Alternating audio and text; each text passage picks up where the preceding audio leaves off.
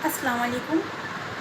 मैं डॉक्टर रुखसार और मैं आज यहाँ पर आई हूँ आपको कुछ बताने के लिए। जैसे टेस्ट होते हैं, टीफा टेस्ट होता है, तो उसके बारे में बताऊँगी। आई होप ये वीडियो आपको अच्छी लगे, कुछ समझ आए, कुछ आपको इस वीडियो से आपकी शायद कुछ हेल्प हो सके। या जैसे आपको बोला है जैसे आपको गायनेकोलॉजिस्ट ने बोला है टीफा कराने के लिए, तो लोगों के जहन में सवाल होते हैं कि टीफा क्या होता है और टेस्ट होता है, किस चीज़ का टेस्ट होता है, किस चीज़ के थ्रू टेस्ट होता है। तो लोग सोचते हैं कि ब्लड के थ्रू होता है, बट ऐसा नहीं। ये एक स्कैन है। TIFFA also known as anomaly scan is the detailing scanning of the fetus. इसमें बच्चे की जो ग्रोथ होती है उसकी एकदम डिटेल से स्टडी किया जाता है। इसमें रेडियोलॉजी एकदम डिटेल से स्टडी करती है। तो इसमें लोग सोचते हैं कि ये किस लिए होता है, इसका मतलब है भी या नहीं, क्योंकि अल्ट्रासाउंड तो हो ही जाता है। तो लोग सोचते हैं ये कराएं या ना कराएं, बट आई थिंक ये टेस्ट कराना ज़रूरी है, क्योंकि इसमें बहुत सी चीज़ें ऐसी होती हैं जो वो पता चल जाती हैं कि सही है या नहीं सही है। जैसे इसमें स्टडी हो जाती है, जैसे बच्चे का ब्रेन बना है, अच्छे से काम कर रहा है, अच्छा डेवलप हुआ है अच्छे से या नहीं, बच्चे का हार्ट अच्छे से डेवलप हुआ है या नहीं, या बच्चे का स्टमक, उसकी जो ऊपर की वॉल होती है वो अच्छे से डेवलप हुई है या नहीं, लीवर, जैसे इंटरनल और एक्सटर्नल, इसमें दोनों चीज़ की स्टडी प्रॉपरली बहुत क्लियरली की जाती है, एकदम डीपली बहुत अच्छे से की जाती है। तो इसलिए इसमें लंग्स की प्रॉपरली देखा जाता है, बना है या नहीं बना है, हार्ट का देखा जाता है, किडनी का देखा जाता है, मोस्टली हर चीज़ का एक एक पार्ट बहुत बारीकी से देखा जाता है बच्चे का। इस वजह से ये टेस्ट कराना ज़रूरी होता है।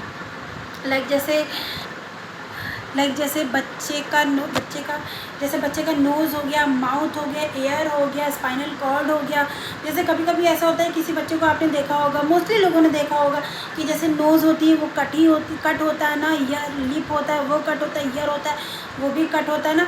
तो ये सब भी टीफा के ज़रिए हम पता लगा सकते हैं। उस रिपोर्ट में आ जाता है कि ऐसा कुछ तो नहीं है।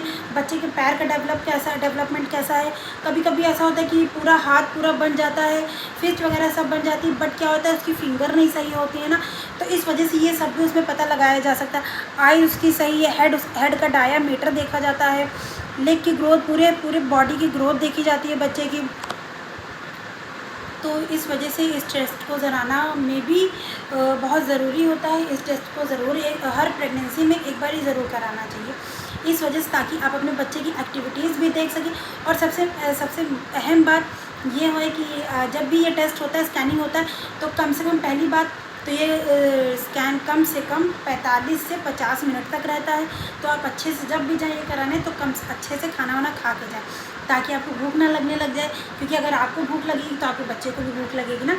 तो इस वजह से आप खाना वाना खा के अच्छे से जाएं। और ये टेस्ट कम से कम 45 से 50 मिनट तक रहता है।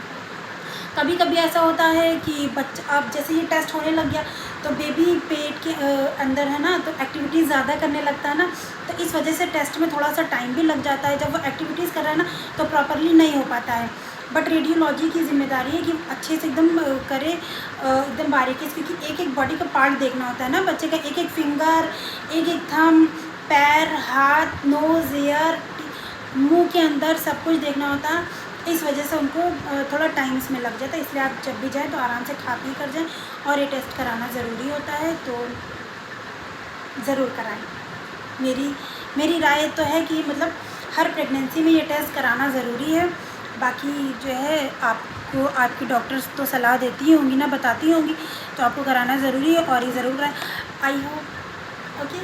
तो अगर आपको ये वीडियो अच्छी लगी हो तो लाइक शेयर।